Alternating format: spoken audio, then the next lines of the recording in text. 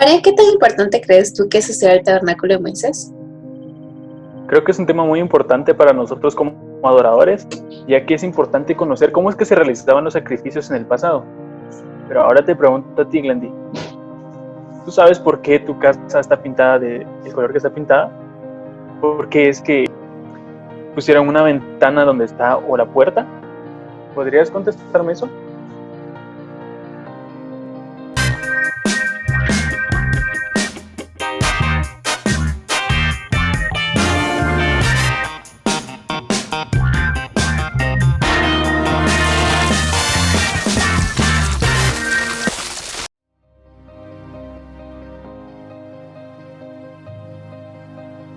Pues cuando elegimos de qué color vamos a pintar la casa o cuando elegimos en dónde vamos a poner una ventana, normalmente es porque a nosotros nos conviene o nos gusta, es lo que nosotros queramos, así nos gusta.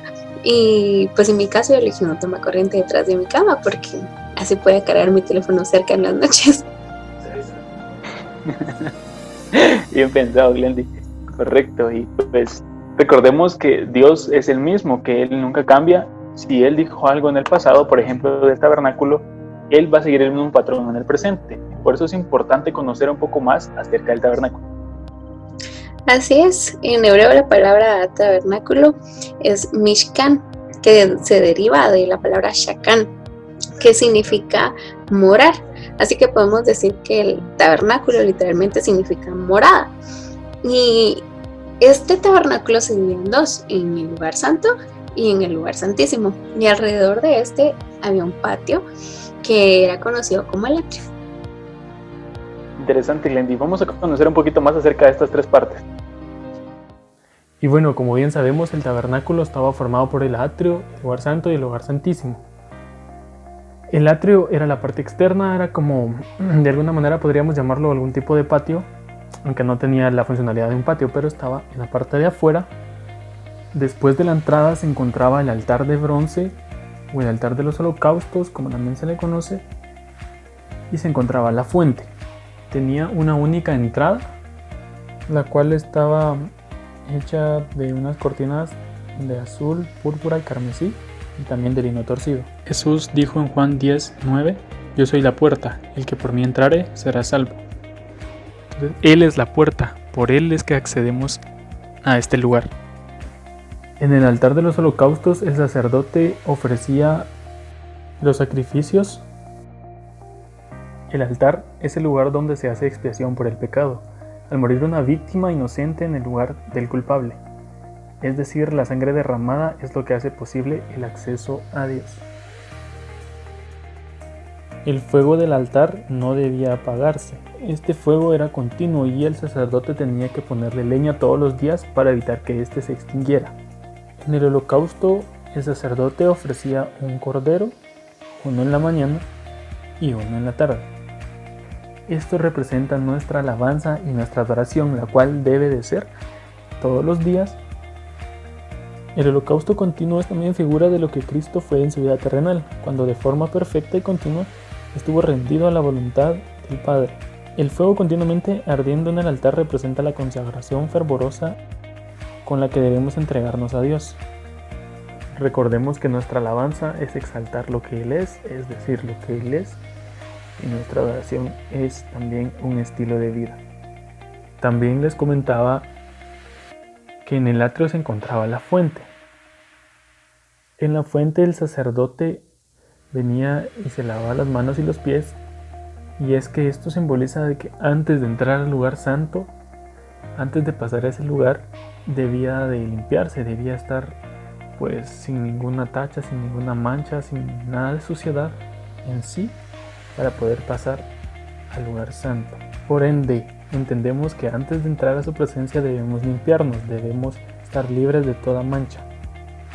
Y como bien sabemos, la palabra de Dios es un espejo fiel que nos muestra nuestra verdadera condición, nos alumbra, nos demuestra tal como somos. Y también nos redarguye, nos cambia. Y por medio de su espíritu sabemos que estamos mal y que debemos limpiarnos. Y bueno, la morada estaba compuesta por el lugar santo y el lugar santísimo. Su longitud era de 15 metros de largo por 6 de ancho. Hay dos maneras en que se le conoce en la Biblia y es La primera, tabernáculo de reunión, o bien tabernáculo del testimonio. Las cubiertas. La morada estaba revestida por 4 cubiertas muy diferentes entre sí. La interior estaba hecha con los mismos tejidos de la cual estaba hecha la cortina de la entrada del atrio, solo que esta tenía bordados unos querubines. La que iba encima era de pelo de cabra, después estaba la de pieles de carnero teñidas de rojo, y la exterior era de la de las pieles de tejones. La cubierta con querubines. Esta cubierta era visible únicamente desde adentro. Era la más adornada de todas las cubiertas,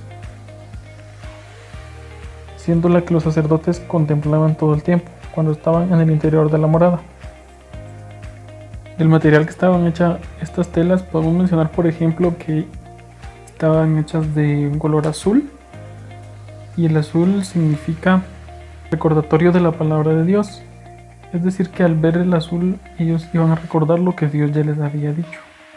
También tenía bordada querubines, los cuales nos dejan ver la grandeza de Dios, de estos seres celestiales, y que nos muestran su majestad y la gloria inefable que lo rodea.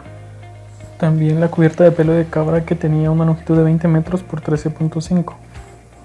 También una cubierta de pieles de carnero teñidas de rojo. Recordemos que el rojo simboliza la sangre y recuerda la expiación, el sacrificio por los pecados. Y finalmente, la cubierta de pieles de tejones.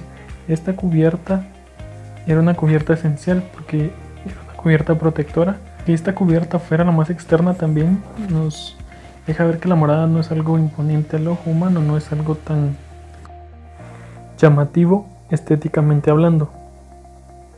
Y por la opacidad de esta cubierta sugiere que solo los buscadores esforzados, no los ociosos, no los pasivos, son quienes descubren lo que está dentro del tabernáculo, como decía bien, su presencia.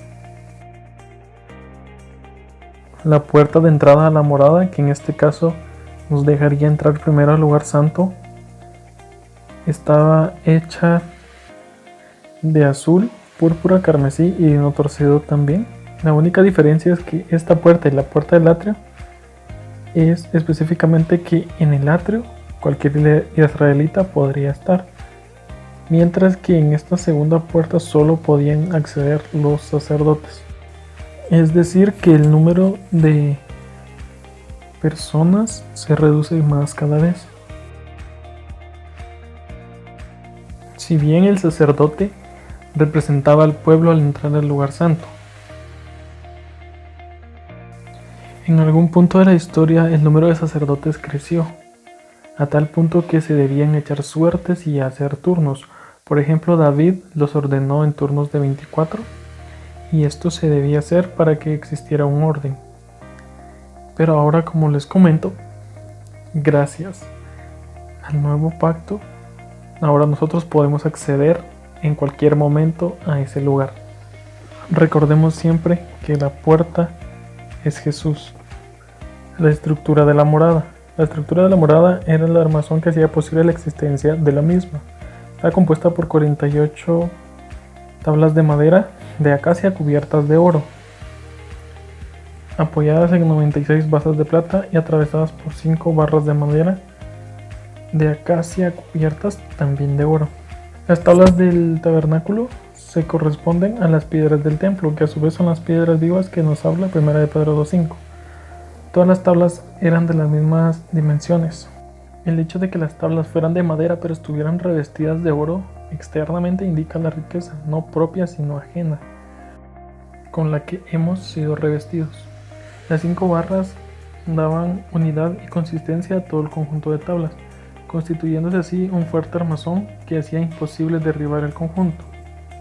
Esto nos habla de unidad, de la unión que debe existir entre cada uno de nosotros como hermanos, como el cuerpo de Cristo.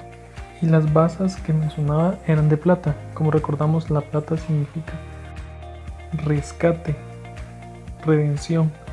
Nos recuerda el precio pagado por nosotros. Como les habíamos mencionado anteriormente, la morada estaba compuesta por el lugar santo y el lugar santísimo. El lugar santo era la antesala al lugar santísimo y medía 9 por 6 metros.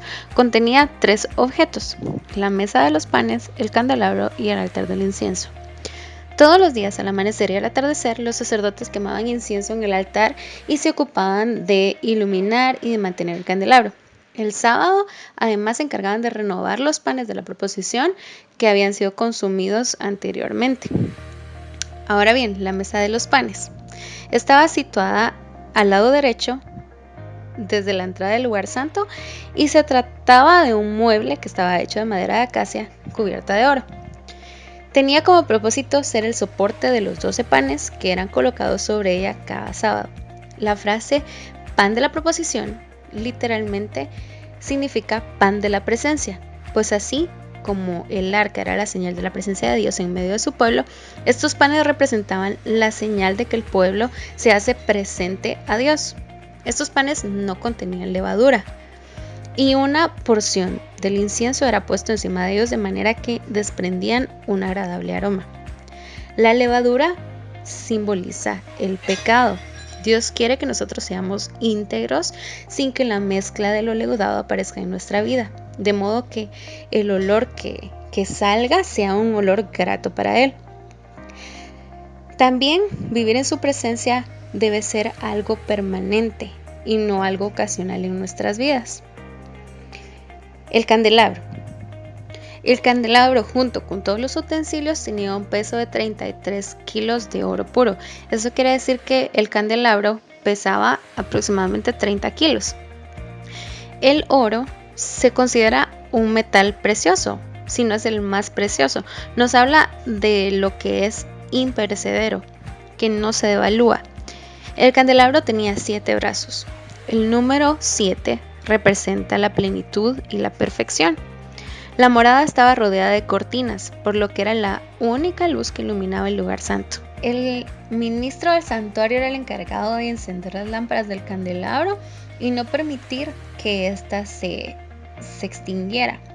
En el Nuevo Testamento menciona que nosotros los cristianos somos la luz del mundo y que nuestras lámparas deben de estar siempre encendidas. Las lámparas alumbran hacia adelante al fin de alumbrar los objetos del tabernáculo. No restringía esa luz. Por eso mismo nosotros no debemos de ocultar la luz, porque nuestro propósito es alumbrar a otros. Altar del incienso. Su propósito era de que sobre él se quemara incienso al amanecer y al atardecer. Esta era una tarea que el sacerdote debía cumplir diariamente. En Lucas 1:10 dice: y toda la multitud del pueblo estaba fuera orando a la hora de la ofrenda del incienso. Es decir, que el incienso es una figura de la oración.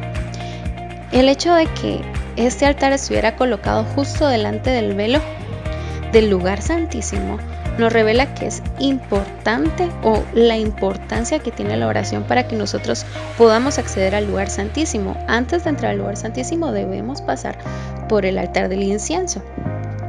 El oficio del sacerdote en este altar era que cada mañana él tenía que encender ese incienso. Él no podía permitir que ese incienso se apagara, y lo hacía en la mañana y en la tarde.